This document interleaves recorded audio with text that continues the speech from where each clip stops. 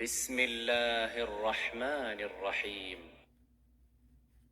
هل أتى على الإنسان حين من الدهر لم يكن شيئا مذكورا إنا خلقنا الإنسان من نطفة أمشاج نبتليه فجعلناه سميعا بصيرا إنا هديناه السبيل إما شاكرا وإما كفورا إنا أعتدنا للكافرين سلاسل وأغلالا وسعيرا إن الأبرار يشربون من كأس كان مزاجها كافورا عينا يشرب بها عباد الله يفجرونها تفجيرا يوفون بالنذر ويخافون يوما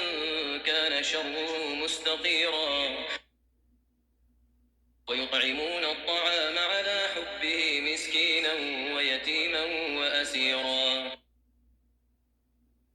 إنما نطعمكم لوجه الله لا نريد منكم جزاء ولا شكورا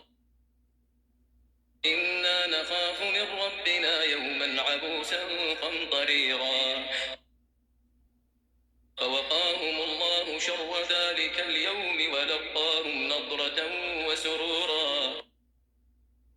وجزاهم بما صبروا جنة وحريرا متكئين فيها على الأرائك لا يرون فيها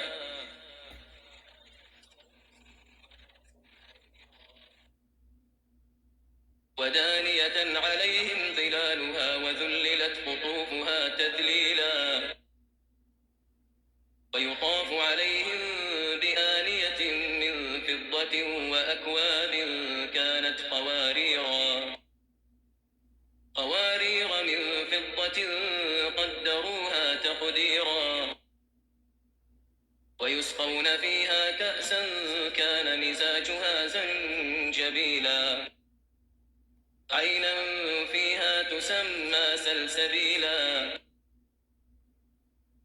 ويطوف عليهم ولدان مخلدون إذا رأيتهم حسبتهم لؤلؤا منثورا وإذا رأيت ثم رأيت نعيما وملكا كبيرا عاليهم ثياب سندس خضر واستبرق وحلوا أساور من فضة وسقاهم ربهم شرابا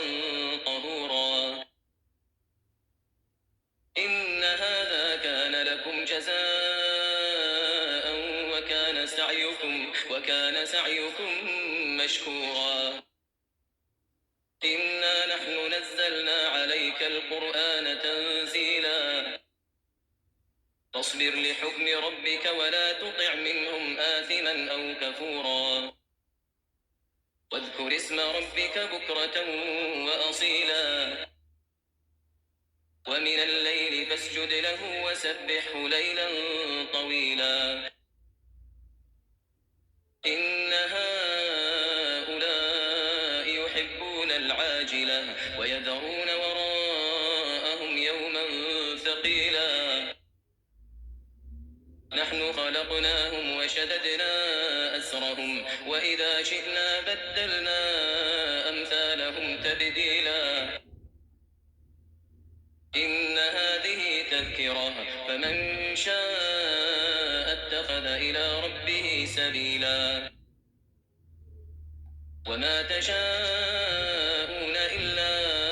أن يشاء الله إن الله كان عليما حكيما يدخل من